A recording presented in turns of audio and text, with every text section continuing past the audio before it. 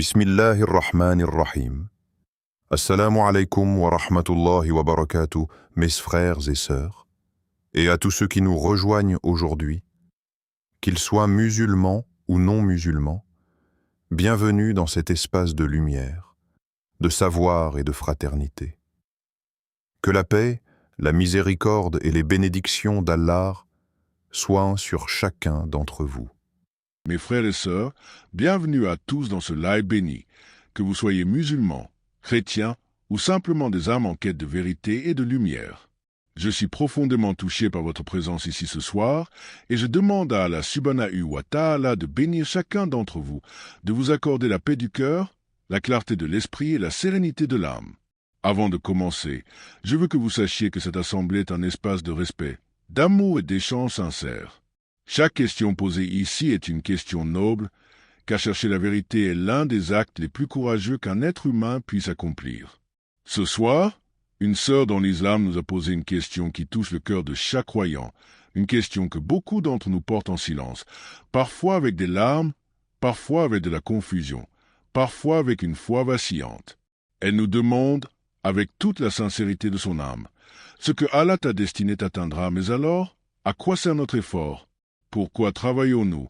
Pourquoi prions-nous? Pourquoi souffrons-nous si tout est déjà écrit? Quelle belle et profonde question, mes frères et sœurs. Et je veux y répondre avec tout ce que Allah m'a accordé comme connaissance, comme humilité et comme amour pour vous. Commençons par le fondement même de cette question. En islam, nous croyons fermement au qadar, le destin divin. C'est l'un des 6 piliers de la foi. Le prophète Muhammad, que la paix et les bénédictions d'Allah soient sur lui, a dit dans un hadith authentique rapporté par Muslim: « Crois en Allah, en ses anges, en ses livres, en ses messagers, au jour dernier, et crois au destin, qu'il soit bon ou mauvais. » Le qadar est donc une certitude absolue dans notre croyance. Allah subhanahu wa ta'ala a tout su, tout planifié, tout ordonné, avant même la création des cieux et de la terre, 50 000 ans avant, comme nous l'enseigne ce hadith remarquable. Mais voici où beaucoup de gens se trompent, et je vais être très clair sur ce point ce soir. Croire au destin ne signifie pas que nous sommes des marionnettes sans volonté. Non, absolument non. Allah dit dans le Saint-Coran, Sourate Al-Insan, verset 3, « Nous lui avons montré le chemin, soit il est reconnaissant, soit il est ingrat. » Allah vous a donné le choix. Il vous a donné une intelligence, une conscience, une volonté libre. Le qadar ne supprime pas votre responsabilité. Il coexiste avec elle d'une manière que seul Allah, dans sa sagesse infinie, comprend pleinement. Et c'est là que réside la beauté de notre religion, mes frères et sœurs. Nous ne sommes pas dans une religion de fatalisme passif. Nous sommes dans une religion d'action, d'effort, d'espoir et de confiance en Allah. Pensez à cet exemple simple. Un agriculteur sait que la pluie est entre les mains d'Allah. Est-ce qu'il reste chez lui les bras croisés en disant « Si Allah veut que ma récolte pousse, elle poussera ?» Non.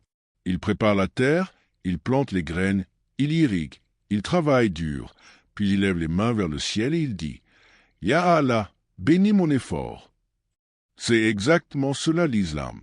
L'effort humain plus la tawakkul, la confiance absolue en Allah. Le prophète Muhammad, paix et bénédiction sur lui, a dit dans un hadith rapporté par Tirmidhi: « Attache ton chameau, puis mets ta confiance en Allah. » Voilà le message. Attache ton chameau d'abord, fais ta part, puis confie le reste à celui qui contrôle tout. Mes frères et sœurs, je veux maintenant parler directement à ceux parmi vous qui traversent des épreuves.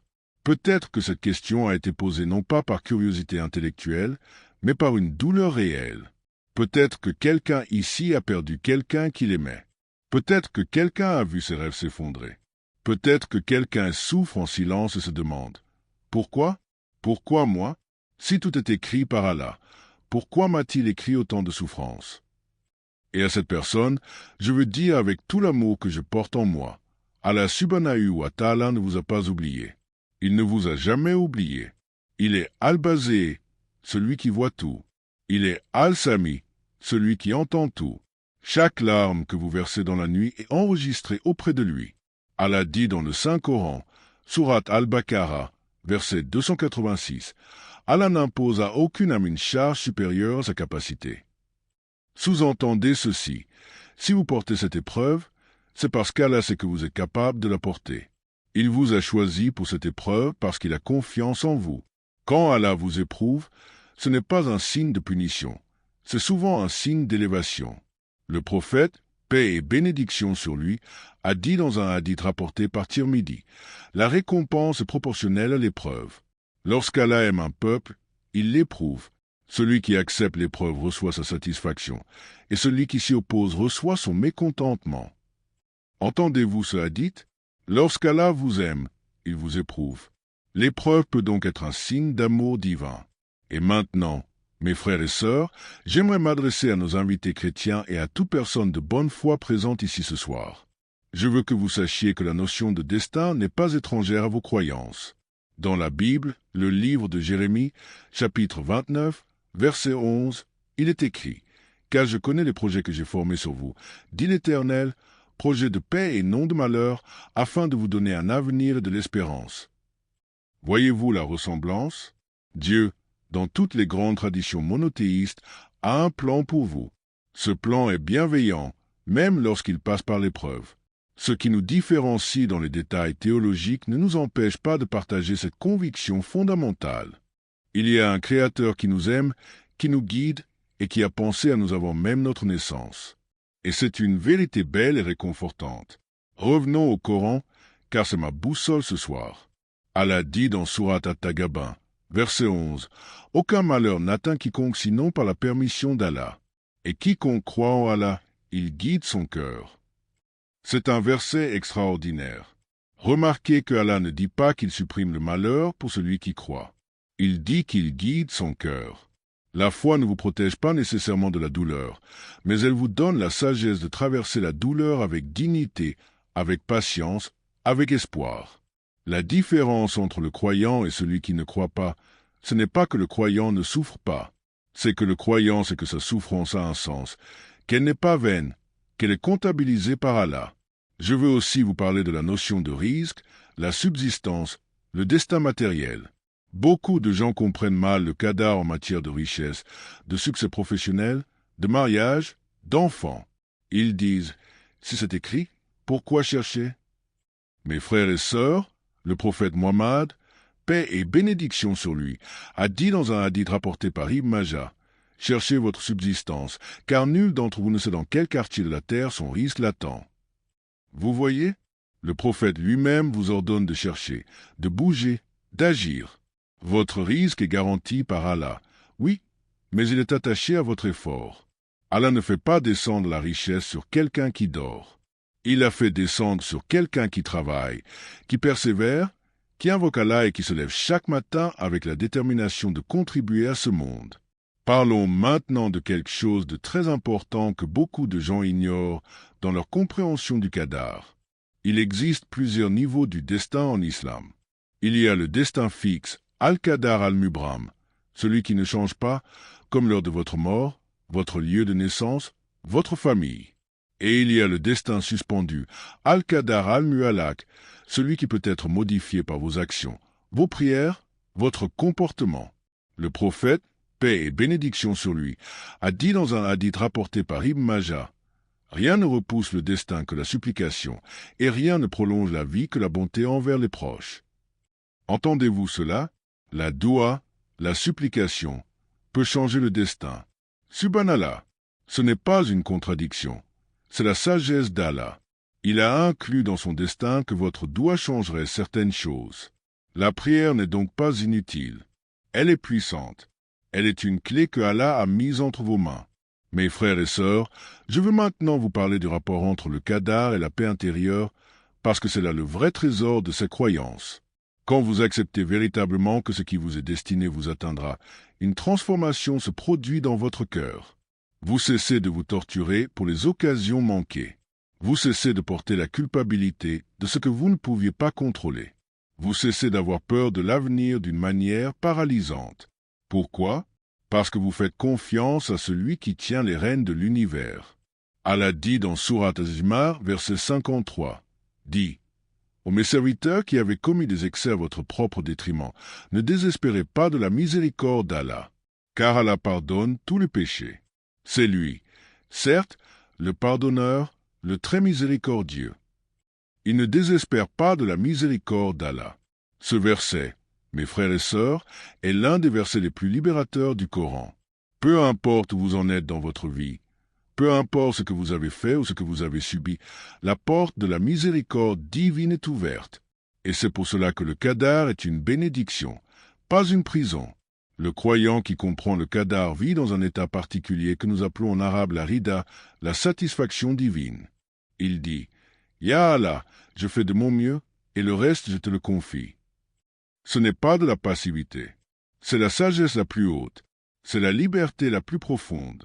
Parce que vous n'êtes plus esclave de vos peurs, de vos attentes, de votre ego. Vous êtes uniquement serviteur d'Allah, et être serviteur d'Allah est la forme la plus noble d'existence. Le prophète Muhammad, paix et bénédiction sur lui, nous a enseigné dans un hadith rapporté par Muslim un principe qui résume tout. Admirable est le cas du croyant. Toute sa situation lui est bénéfique, et cela n'est pour personne d'autre que pour le croyant.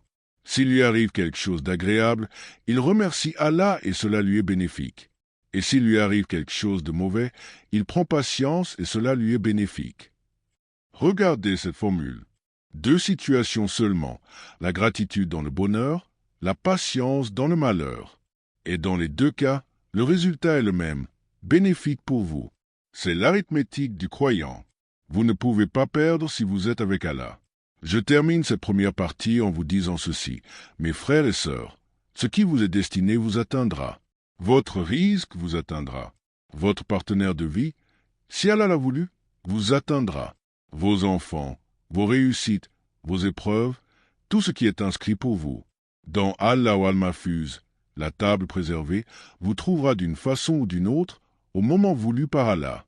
Mais votre rôle dans tout cela est de marcher, de bouger, de prier, de donner, d'aimer, de vous améliorer chaque jour, de ne jamais abandonner, parce que l'effort est votre ibadah, votre adoration. Et chaque pas que vous faites sur le chemin d'Allah est compté, est aimé, est récompensé.